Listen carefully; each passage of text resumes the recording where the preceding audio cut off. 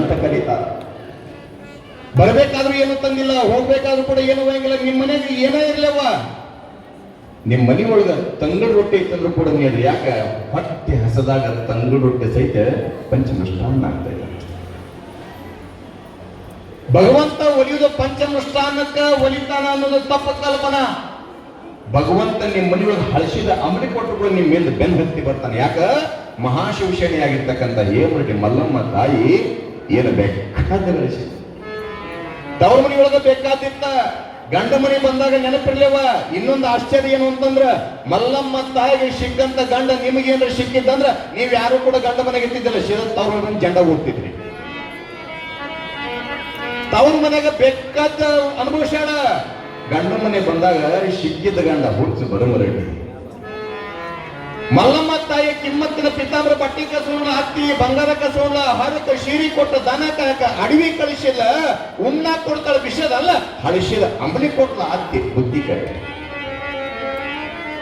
ಬುದ್ಧಿ ತಗೊಂಡು ಅಡವಿಗೆ ಬಂದ್ರು ಕೂಡ ಶ್ರೀಶೈಲ ಮಲ್ಲಯ್ಯ ಆಕೆನ ಪರೀಕ್ಷೆ ಮಾಡಕ ಅಡವಿಗೆ ಬಂದಾಗ ಆಶ್ಚರ್ಯ ಏನು ಅಂತಂದ್ರ, ಬಯಸಿದ್ದ ಏನು ಅಂದ್ರೆ ಮಲ್ಲಮ್ಮ ತಾಯಿಯ ಕೈಯಿಂದ ಬಂದಿರ್ತಕ್ಕಂಥ ಆ ಒಂದು ಅಂಬಲಿ ಪ್ರಸಾದ ಮಲ್ಲಯ್ಯನಂತ ಇನ್ನು ಮುಂದೆ ನೀನು ಗುಡ್ಸಲ್ದಾಗ ಇರ್ತೀನಿ, ಇಲ್ಲೇ ಅಂಬಲಿ ಪ್ರಸಾದ ಮಾಡ್ತೀನಿ ಅಂದ. ಯಾಕ?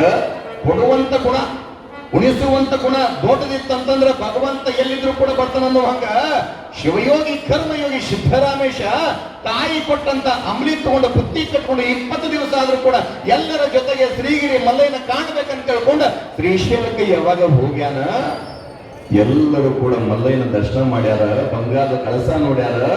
ಶ್ರೀಶೈಲ ಮಲ್ಲಯ್ಯನ ಮೂರ್ತಿ ಕಂಡು ಎಲ್ಲರೂ ಕೂಡ ಬೆರಗಾದಾಗ ಸಿದ್ದರಾಮೇಶ ಅಂತ ಇವನೆಲ್ಲ ನನ್ನ ಮಲ್ಲಯ್ಯ. ಅಂದು ನಾ ಕಂಡ ಮಲ್ಲಯ್ಯನೇ ಬೇರೆ, ಈ ಮಲ್ಲಯ್ಯನೇ ಬೇರೆ. ಬಹುಶಃ ಒಂದು ಊರನ್ನು ಬಳಿಕ ಊರಾಗ ಒಂದೇ ಮಠ ಇರಂಗಿಲ್ಲ, ಬಹಳಷ್ಟು ಮಠಗಳು ಇರ್ತಾವ. ಸಿದ್ದರಾಮೇಶ 10-12 ವರ್ಷದ ಬಾಲ ಸಿದ್ದರಾಮೇಶ ಅಂತಾನ. ಬಹುಶಃ ಈ ಮಠ ಅಲ್ಲ, ಇದ್ರು ಇರ್ಬೋದು. ಆದ್ರ ಈ ಕಲ್ಲ ನನಗೆ ದರ್ಶನ ಕೊಟ್ಟದಂತ ತಿಳ್ಕೊಂಡು ಶೀಲ ಗಮರಿಕೊಳ್ಳಕ ಯಾವಾಗ ಬರ್ತಾನ? ಕಾರಣ ಏನು ಅಂತಂದ್ರಪ್ಪ, ನನಗೆ ದರ್ಶನ ಕೊಟ್ಟಿಲ್ಲ ಅಂದ ಬಳಿಕ ಅಲ್ಲಿಂದ ಈ ಮಠ ಬಂದಿಲ್ಲ ಅಂದ್ಕೊಂಡು ನೀ ದರ್ಶನ ಕೊಟ್ಟಿಲ್ಲ ಅಂದ್ರ ನಾ ಇರೋಕೆ ಒಲ್ಲೆ ಅಂತ ತಿಳ್ಕೊಂಡು ಸಿದ್ದರಾಮೇಶ ಯಾವಾಗ ಗಮರಿಕೊಳ್ಳದೊಳಗೆ ಹಾಡ್ತಾನ, ಶ್ರೀಶೈಲ ಮಲ್ಲಯ್ಯ ಕೈ ಹಿಡಿದು ಎತ್ತಾನ. ಕಣ್ಬಿಟ್ಟು ನೋಡಿದ ಸಿದ್ದರಾಮೇಶ ಮಲ್ಲಯ್ಯನ ತೊಡಿಗೆ ಮಕ್ಕೊಂಡಿದ್ದ. ಅನ್ನಂತ, ಏ ಮಲ್ಲಯ್ಯ, ಎಷ್ಟು ಮೋಸ ಮಾಡಿದ್ವಿ ನೀನು, ಎಷ್ಟು ಮೋಸ ಮಾಡಿದ್ವಿ. 10 ನಿಮಿಷ ಮನಿ ಹೋಗಿ ಅಂಬಲಿತರದೊಳಗಾಗಿ ಬುತ್ತಿ ಮಾಡಿಸೋ ಬರೋದ್ರೊಳಗಾಗಿ ಮಾಯವಾಗಿ ಬಂದ್ಬಿಟ್ಟಿಯಲ್ಲ, ಇರಂತ ಮೋಸ ಯಾರಿಗೆ ಮಾಡಬಾರ್ದು, ನನಗೆ ಮಾಡಿದಂಗೆ ಯಾರಿಗೂ ಮಾಡಬೇಡ ಅಂದ. ಆತನ ಮುಗ್ಧ ಭಕ್ತಿ ಹೆಂಗಿರೋದು ವಿಚಾರ ಮಾಡಿ. ನಾವು ಭಕ್ತಿ ಮಾಡ್ತೀವಿ, ನಮ್ಗೆ ಯಾಕೆ ಬರಂಗಿಲ್ಲ, ನಮ್ಮ ಭಕ್ತಿ ಅವನಂಗಿಲ್ಲ.